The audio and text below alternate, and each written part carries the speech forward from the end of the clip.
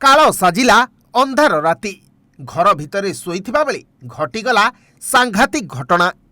आज्ञा हाँ, रातिरे निज स्वामी और दुई संतानक सह घर भितरे शोइथिबा समय रे साप कामुड़ारे चली जाइछि महिलांक जीवन। तेबे वर्षा ऋतु आसु आसु बलांगीर जिल्ला रे देखागलानी सर्प दंशनर भय। आउ एहारी भितरे बलांगीर जिल्ला बंगमुंडा ब्लॉक डंगरपड़ा पंचायत अंतर्गत जानीपड़ा गाँव आसीछि एक दुखद खबर, जहाँ समग्र अंचल को स्तब्ध कर देइछि। आज्ञा हाँ, रातिरे निज स्वामी और दुई संतानक सह घर भितरे शोइथिबा बेले 36 वर्षीया सावित्री माझींक पई काल साजी आसीथिला सेदिनर राति।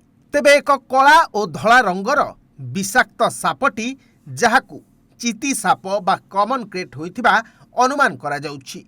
भल करी देखंतु एही सापकू।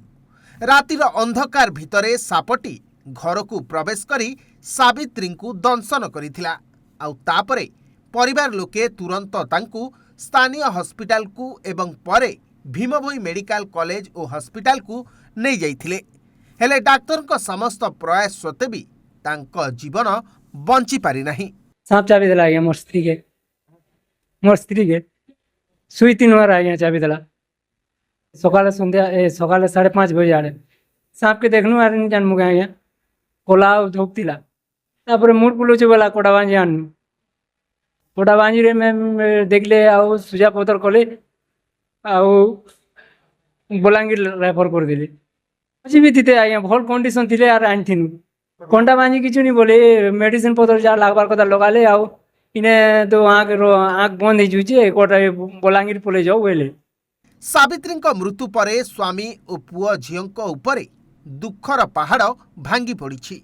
जो माँ संतान को भविष्यतर स्वप्न देखुला से आज सबुदिन पाई आखि बुझी देइछि।